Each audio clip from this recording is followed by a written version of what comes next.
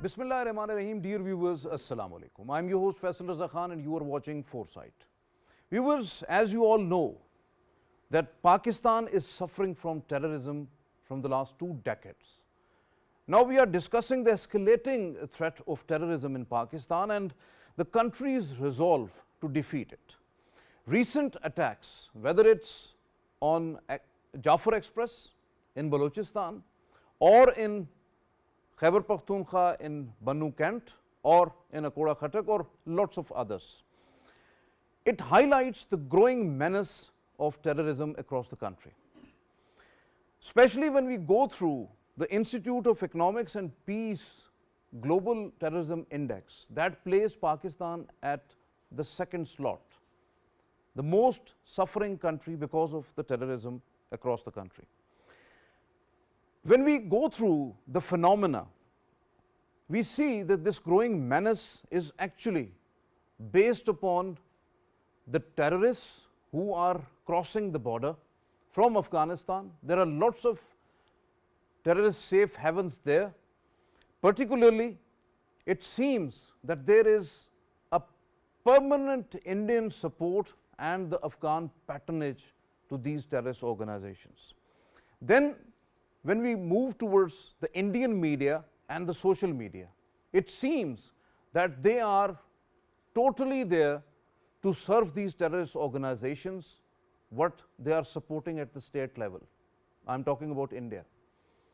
Because whenever an attack happens, a fake and false information and a sheer negative propaganda goes on against Pakistan. Terrorist entities including the Fitna al-Kharij, TTP, Tehreek-e-Taliban, Baloch Liberation Army, Baloch Republican Army and Majid Brigade are launching attack inside Pakistan from Afghanistan from the last many years. Particularly, the most affected are the Balochistan and the Khyber Pakhtunkhwa provinces.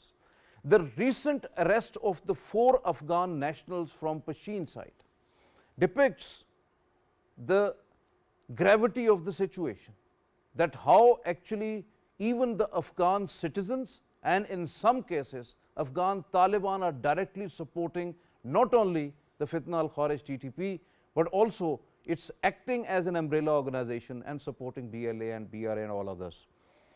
These are disrupting the overall peace and stability not only in Pakistan but also in the region. Then the Afghan Taliban, they are disrupting peace at the border by erecting posts at the zero line.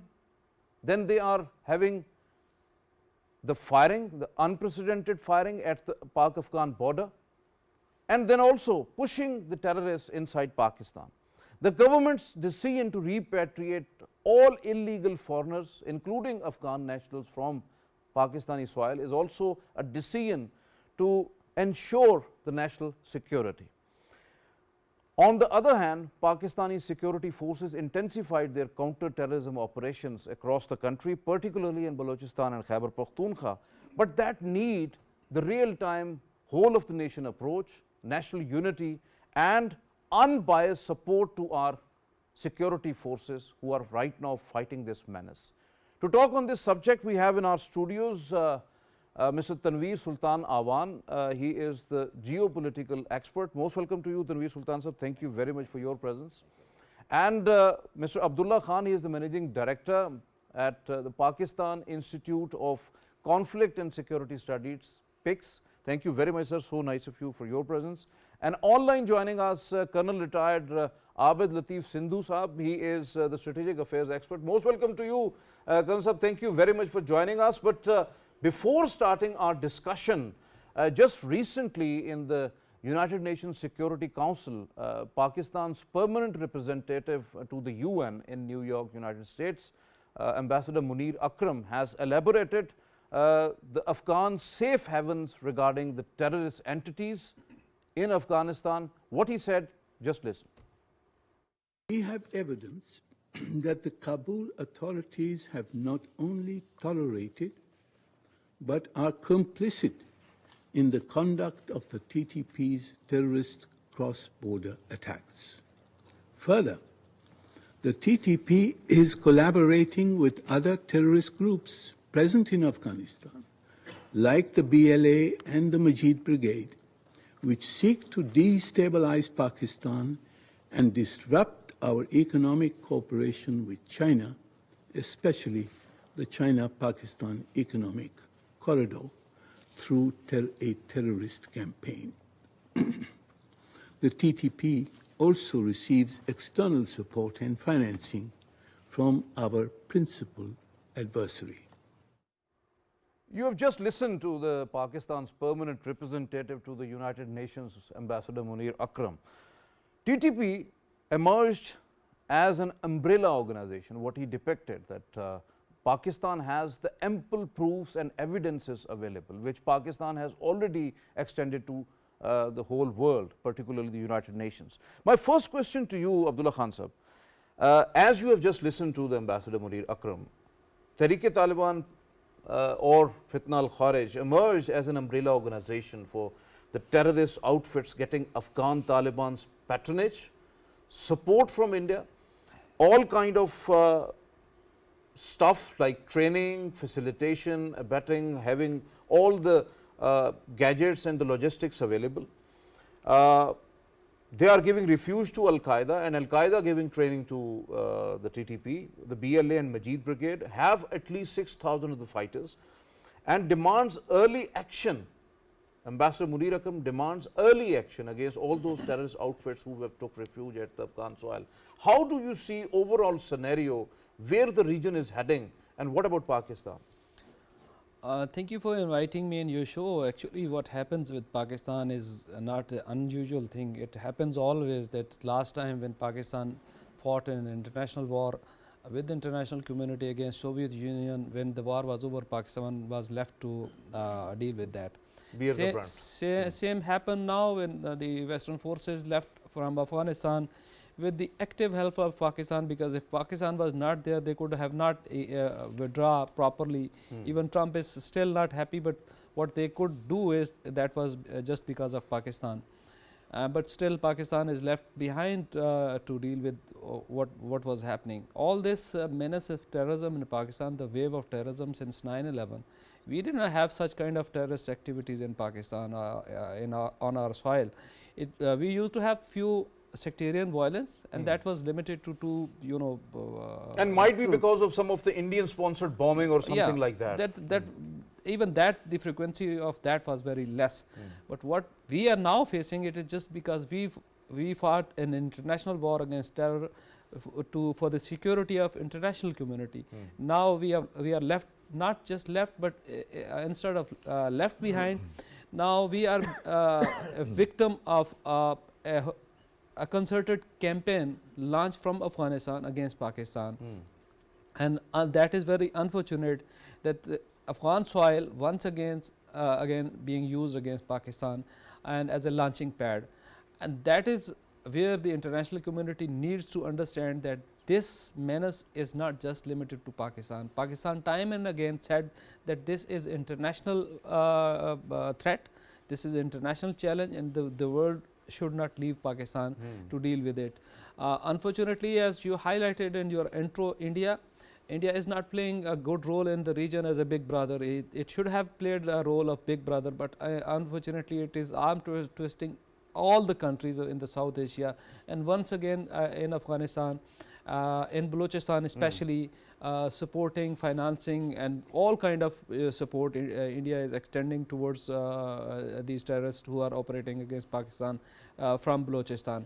So that is a complex war Pakistan is facing. It is not just a single strand that we look upon. There are multiple fronts have been there are multiple fronts, against Pakistan. No doubt. You are absolutely right on that approach. Tanveer, Sultan, Awan Sahab, terrorist entities using Afghan soil, supporting terrorist organization in Balochistan as well, which was confirmed with the arrest of the 4 Afghan nationals recently in Pishin, Balochistan.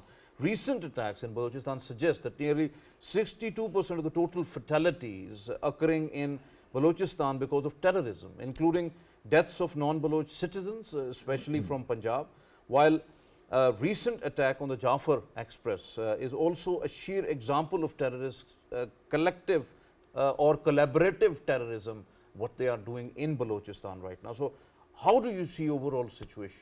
Thank you, Mr. Faisal. Thank you for having me over again. Very grateful. And thank you for giving me my humble input on the subject. Now, when we address the subject of terrorism, and terrorism especially being from the soil of Afghanistan, Pakistan today has a very extensive experience of dealing with this subject. And I understand that Pakistan has taken the biggest blunt on this globe while fighting this menace. Now, to address your question, there are various aspects and various angles to look into it. First of all, is this that just the soil of Afghanistan being used, or is it with the blessings of the governance of Afghanistan? It's a very important question. Now, if we talk of governance in Afghanistan, today as we speak, the government does not have an official legitimacy or recognition by international community. It is not even recognized as a government. Thank you. That is just an authority, really. But at the same time, you see, if we see in totality this picture, I'll have to go at a little macro level than to answering your question on a micro level. If you see the statistics, these three countries, India, Pakistan and Afghanistan, we have been falling amongst the top 10 terrorist countries in the world. India probably is now 13th or 14th, but had been amongst the 10 countries. Now, it happens to be so that Pakistan is sandwiched between these three countries. Now, India and Afghanistan, I don't think so they have any such enmity amongst themselves, and likewise Afghanistan and India. But Pakistan, when it comes to Pakistan, both from India and from Afghanistan, we both have very serious concerns. And both would complement each other to eventually achieve your objective, their objective against Pakistan. So the challenge for Pakistan is manifolds amongst the three terrorist countries nominated. Now, to address your question, while the Taliban government does not have a legitimacy, yet they have an impartial legitimacy. For example, United Nations acknowledges them as a de facto government. Islamic Emirates is today being Iran, China, Russia, they are negotiating with them. United Nations has their presence over there. Where I'm coming to, I'm just hinting these few subjects, which is very important, that today, for rest of the world, Afghanistan does exist as a global identity on this forum. But for Pakistan, we are neighbors. For them, the intensity of this backlash is far less than Pakistan. So Pakistan's consideration to address this subject is of far more intense than any of those countries. Why I'm saying those countries? That Afghanistan, since if we talk of post-World War II, the Cold War era, the Soviet Awan invasion, the Operation Endurance Freedom, we have been the backyard and we had the backlash of all that. So for Pakistan, if we talk of this subject, holds more importance than anybody else. Now I'm coming to the point to your question exactly. Now, there are two ways to look at it: long-term policy and short-term policy. Afghanistan soil, if I make a general statement, over the years, we'll having more focus on the long-term and short-term policies in the next questions. Abdullah Khan Sahib, Baloch terrorist entities are massively pampered, supported and facilitated by inimical forces and the hostile agencies since long. Then reports are that they are getting immense support from the Afghan Taliban, number one. The recent attacks, especially on Jafar Express, is in different cities, and the closure of road networks in Balochistan suggests that BLA, Majid Brigade and the other terrorist outfits are actually well trained, well resourced, financed and weaponized. It's done professionally with a designed script against Pakistan. Do you agree with it? Obviously, there is a design script against Pakistan, and unfortunately, the situation on our western border is not good. Both the countries, not just of Afghanistan, but Iranian soil is also being used against Pakistan. BLA, BLF, BROS, all these terrorist organizations, they are using Iranian soil as well. Mostly they took refuge over yes, there. Yes, yeah. And they sent, there are many linkages, and Pakistan officially raised this issue with Iran multiple times as well, and obviously Afghanistan. And the cooperation with BLA and TTP is long-standing. It is there since 2013. At that time, I used to say that nobody used to believe it, but it is more than a decade-old cooperation. Now they are, well cooperating with each other in different operations. You will see BLA's actions in Pashtun areas. While if you look at the statement raised by our permanent representative UN, he highlighted the China-Pakistan economic corridor. Yes.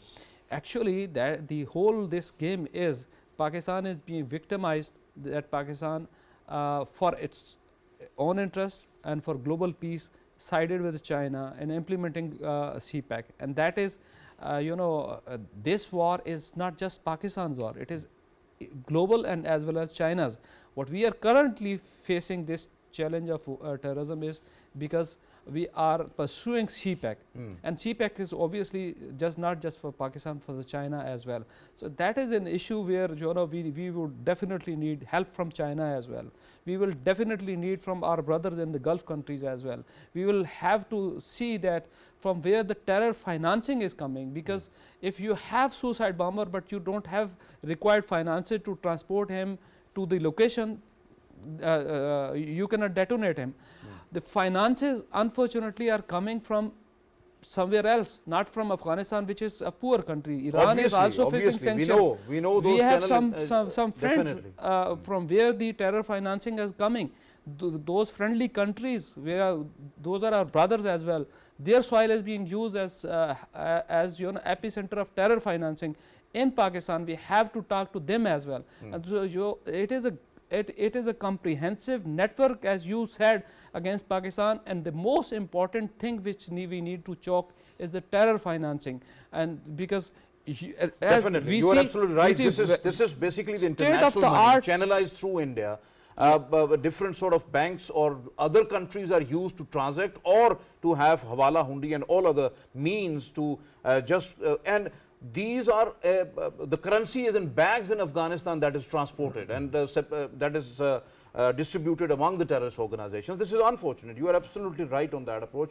Colonel Retired Abid Latif Sahab, during Jafar Express attack and throughout the barbaric act, terrorists were continuously in connection with their handlers in Afghanistan. As soon as the train came under attack, Indian media and social media accounts supported by Indians, terrorists itself, and unfortunately some of the anti-Pakistan elements within our country, they have started fake, false and fabricated propaganda, not only the state of against the state of Pakistan, but also against the military and all that, and spreading false information even to detrack or spread chaos.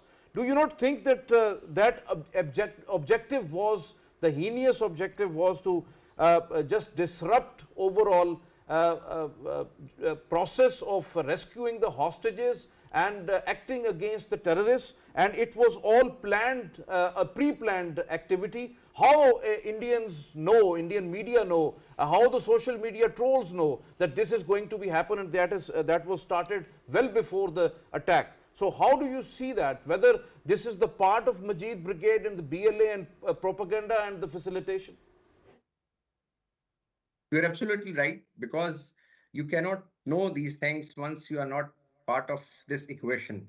And there's a very strange thing in this region. A very strange trigonometry is going on. One is the trigonometry of rivalry between Pakistan, Afghanistan, and India.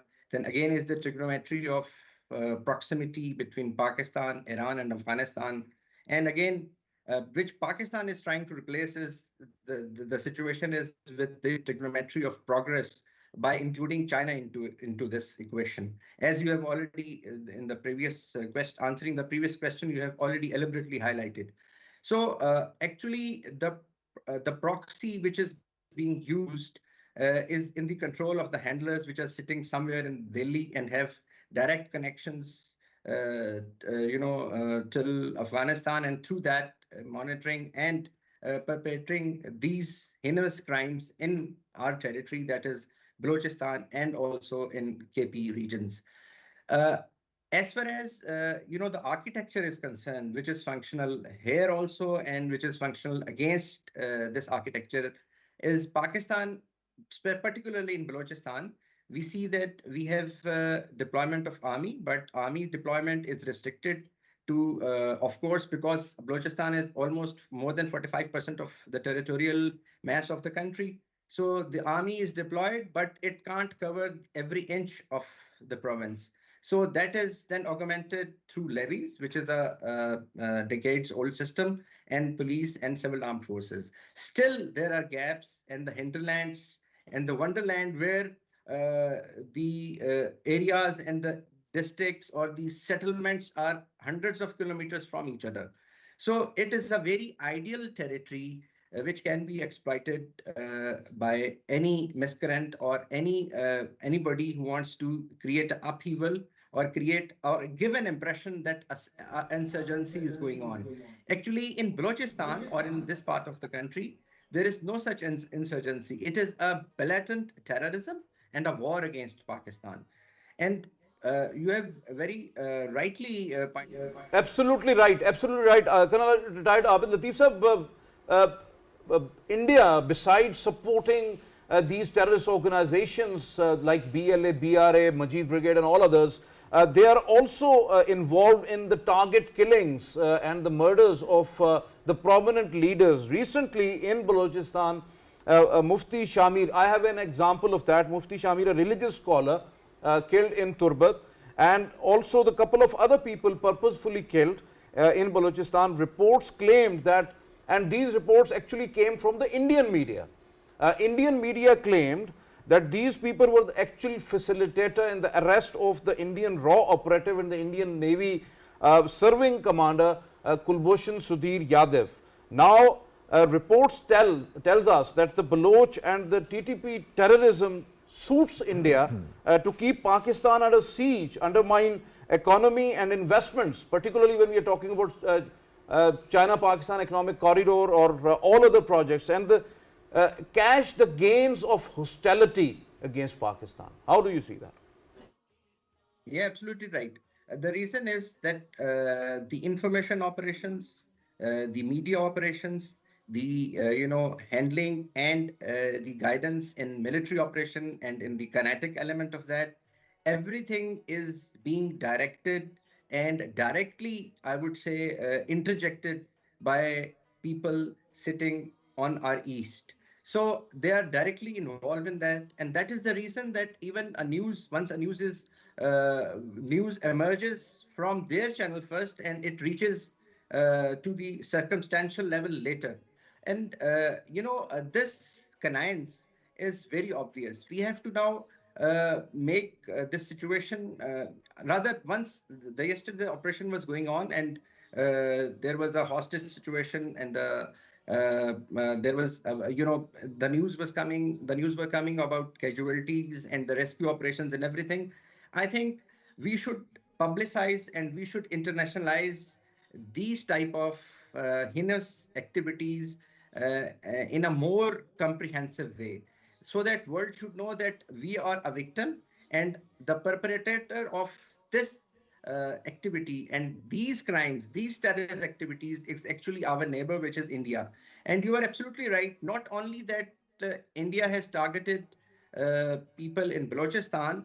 More than 20 people are targeted all over the country, in Punjab and Sindh, and claiming that they were involved in 90s insurgency of Kashmir, and now they are residing in Pakistan. So India has got the privilege to hit them in our territory. So it is not only that India has Involved become in fueling the political sentiments across Pakistan as well by using the social media and all other domains. So, Abdullah Khan sahab, Afghan Taliban, a de facto authority, rather taking action against the dozens of the terrorist entities at their soil, including, you know that, TTP, Hafiz Gul Bahadur Group, PLA, Majid Brigade and lots of others, now actively supporting and facilitating the terrorist outfits. Even Afghan national citizens and even Afghan Taliban attacking Pakistan with latest weapons, US weapons, and Afghan terrorist participation is evident in the tribal districts in Kuram, in North and South Waziristan, in Bajor, the recent Bannu attack as well. Why Afghans not considering peace, not taking actions against the terrorist entities, took refuge at their soil, and why they are opting aggressive posture against Pakistan? What's triggering them to do that actually?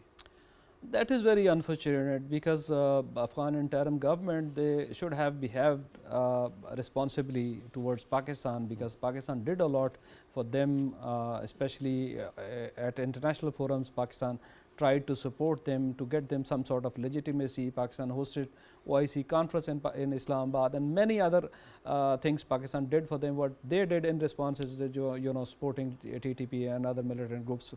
And now the phenomena, because we were hopeful in 2023-24, because there was a fatwa issued by Mullah Hibatullah that no Afghan is allowed to join any other so-called jihad outside Afghanistan. And the Afghan interim government said that we are not supporting them.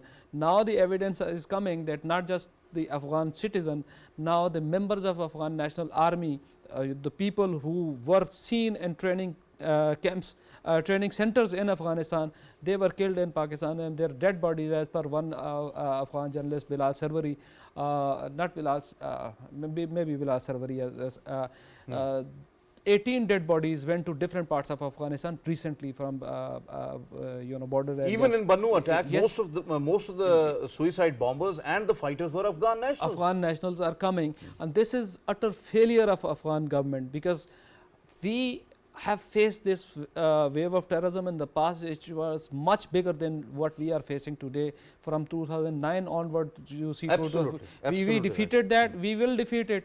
Our armed forces are capable, and our nation is capable. No we doubt will. about that. But the Afghan Taliban, they are not capable. When we decide, the Pakistan decides that you are no more, they will not be there. Actually, this is not only they are doing it willingly, but they don't have the writ at their country, at their soil. They are as doing well. it willingly. They are doing willingly. I had this impression, but now they are doing willingly. They are actually, how is it possible? The TTP is roaming around in Afghanistan and openly, and GDI is supporting TTP. It is now they are doing And they it don't willingly. know that the TTP is here, and any terrorist They know organization each and at their everything, soil. but if they will not, your just point well one sentence. Okay. One sentence. If they will not mind their own business and keep doing this, they will be no more. Definitely, you are absolutely right, and Pakistan has a level of patience as well. You know that. Tanveer Sultan sir, how do you see the use of women as a human shield of the suicide bombers by the terrorist organization? Particularly, we have seen this trend in Balochistan. BLA is actually, there are lots of questions, evolving nature of the militancy in the region. What factors are actually driving this shift, the terrorist tactics? Are women being radicalized through ideological indoctrination, coercion, or social political grievances are the real cause behind? Because we have, to what extent, what we listen the different interviews of those suicide bomber women, they said that they exploit, the Baloch terrorist organizations actually exploit women and children. How we can curb it, and particularly when it comes to comes through internet and different sort of social media sites, and even the gaming platforms. Yeah. There are two parts of your question. One is the women involvement in such activities, and another, why is it so?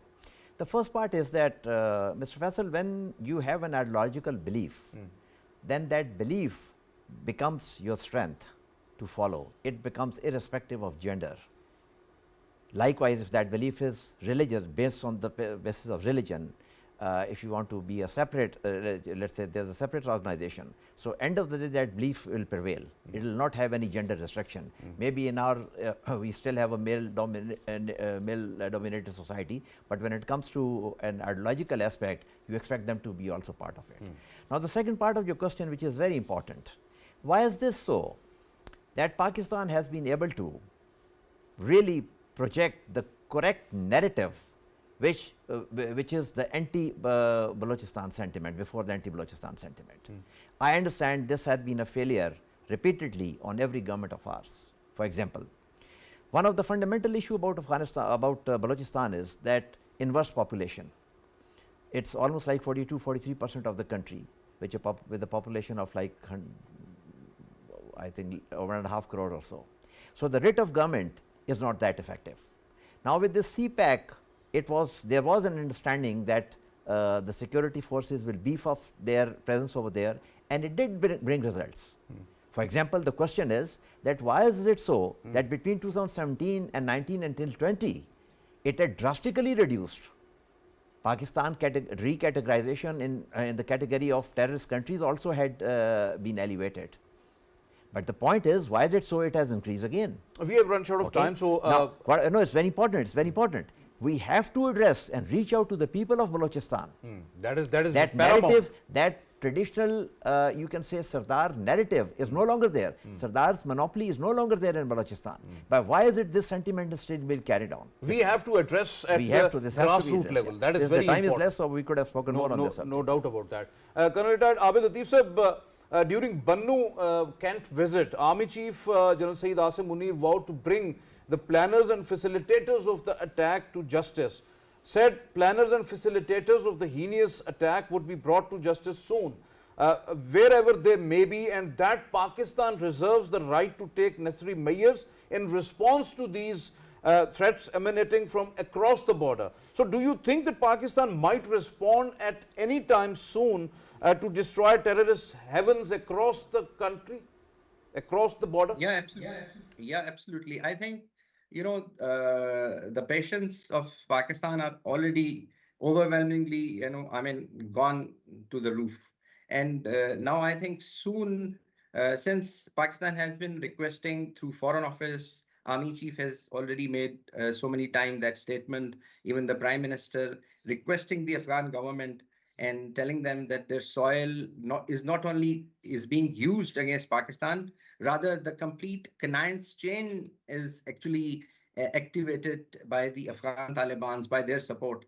So if this continues, and it is still continuing, we have just yesterday's event is again a testament to this. So I think very soon, because they are not doing anything for that, so Pakistan has no other option but to ensure the integrity of its territory and also the safety of its people. For that, I think if Pakistan might have to take major action across, it is, I think, in the offense. Your point well taken. Abdullah Khan sahab, we have limited time, so be brief. Pakistan Institute of Conflict and Security Studies, which you belong, your institute, unveiled in recent, it was a horrible report really, but a detailed one. The Pakistan is witnessing surge in the terrorist activity since couple of years, and particularly since start of this 2025, with only in February witnessed 79 terrorist attacks, 34% increase in the death toll, 175% increase in the civilian fatalities, while security forces intensified their counter-terrorism operations in Khyber Pakhtunkhwa and Balochistan and giving sacrifice on daily basis. We know that, we salute them as well, to secure the civilian, the properties and overall peace and stability across the country. So how do you see this trend overall, and particularly right at the beginning of the 2025? This is as the trend was going on in 2024 was average militant attacks per month was 76 roundabout, and the first 2 months is almost like that. But the shift we witnessed was the higher number of the civilian deaths, which shows that the militants are now, due to the sustained campaign by Pakistani security forces, the direct confrontation between the security forces and the militants has lessened, because now militants are once again resorting towards the civilian targets, as we are experiencing today in Jafar Express. Yes. They are this was a civilian target, and the hostages are women and children. They are making them shields. For terrorists, they are actually trying to instill fear among the people, that by targeting more and more civilian. So that is the objective is to shatter the confidence of the people in their government, in their institutions. But I think they will fail, because our forces are capable of handling that situation. Your point well taken. Tanveer sir, how do you see the illegal foreigners repatriation, including the Afghan nationals from Pakistan? This is a kind of a decision which the government taken to ensure the national security. How much it is important, because they are ultimately involved, and not all of them, but most of them are involved in terrorist activity. Indeed, indeed, absolutely. I mean, the legitimacy of any person in Pakistan, whether he's a Pakistani national or a resident, has to be there. And because that's the only way you can trace and track anybody. So with the Nader has done a phenomenal job, I would say. I mean, let's go back into the history when we had over 3 million refugees. We have done a phenomenal job, but I think even the small irritants must be eradicated, because anybody in Pakistan must have a legitimate status. Definitely, you're absolutely right. Absolutely right. Viewers, here when Afghan interim authority is also leveling allegations against Pakistan on cross-border things, and particularly when it comes to the Pak-Afghan trade. But on that, Ambassador Munir Akram, during the same United Nations Security Council debate on Afghanistan, what he said, just listen about that. Afghanistan's trade could grow significantly if it resolved its problems with Pakistan, its natural transit and trade route, by ending cross-border terrorism, arbitrary construction of border posts on Pakistan's territory, and arbitrary and the smuggling of goods into Pakistan. Viewers, you have just listened to that, and what Ambassador Munir Akram said, Abdullah Khan Sahib, Pak-Afghan international border, where Afghans started construction of the post right at the zero line, called reinforcements. Then Pakistan actually warned the Afghan authority not to do that. Then a precarious situation happened, and indiscriminate firing from Afghan side that shut down the Torkham border. But Afghans' behavior is actually too much aggressive, and they are involved in their efforts against the state of Pakistan. How do you see why they are just increasing the sufferings of their own population? They know that they are going to suffer, but they are doing it. That is very unfortunate. They were militia overnight. They become rulers of Afghanistan, and now they are behaving like a militia. Very short, because we have run short of time. They are behaving like a militia, and there is no centralized control. We have heard that their interior minister is not happy with this, and he left these things to Mullah Hibatullah. You deal with them. What is going on in Afghanistan? Even Abbas Tanikzai gone to UAE, and there are lots of fissures within Taliban. Within Taliban, actually they are victimizing their own population. This is a question. The people are suffering. These are mostly the Afghans, not the Pakistani, because all these things are going there, not coming from there. So this is unfortunate, and this is the failure of interim Afghan government, that they could not control even these small things. And so your point well taken. Very few things, Tanveer sir, very quickly. That what about US weapons? US asked to retrieve or withdraw those weapons, but what about that? Is there there would be any sort of a concrete action by Washington, or these are just the rhetorics? Okay, President Trump has already offered his wish list. He has said that we want that equipment back. Now, how the US government is going to go about it, that's a very big question mark. Are they going to negotiate? The first thing is whom they are going to negotiate with, whom they don't even acknowledge. So they have to give some recognition to the Taliban government. So since you have restricted me because of the time, so they have to have some kind of communication with them and some kind of acknowledgement to have that. It's a very high-tech equipment, very, even the destroyed equipment, the metallurgy alone is of phenomenal value. We have run short of time. Unfortunately, we want to talk it in detail. Thank you very much, Abdullah Khan Sahib, for your presence here. Thank you very much, Tanveer Sultan Sahib, for your presence. And thank you very much, Colonel Retired Abid Latif Sahib, for being online and have a very elaborative views. Viewers, you have just listened, because Pakistan is going through a very fierce battle against terrorism. Pakistan is fighting it from the last 2 decades, but now the surge in terrorism is really alarming. But our brave and very vigilant security forces, they are fighting hard against the terrorists, particularly in Balochistan, because unfortunately, in these two provinces, Khyber Pakhtunkhwa and Balochistan, which are the most sufferers, India is trying hard to have that overall terrorist setup within Afghanistan, and unfortunately the Afghan interim authority is not ready to take action against all those terrorist outfits, and they are enjoying those safe havens there in Afghanistan and launching attack. This might be the policy of China containment, which US is pursuing, using India for that, and India is pumping in money through various sources and facilitate the terrorist organization within Afghanistan, join hands with the Afghan interim authority as well.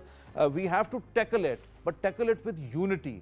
We require harmony. We require whole of the nation approach, because one thing must remember, that military only fights terrorists, but the nations actually fight terrorism. This is all from today's Foresight. It's time to sign off. Allah Hafiz.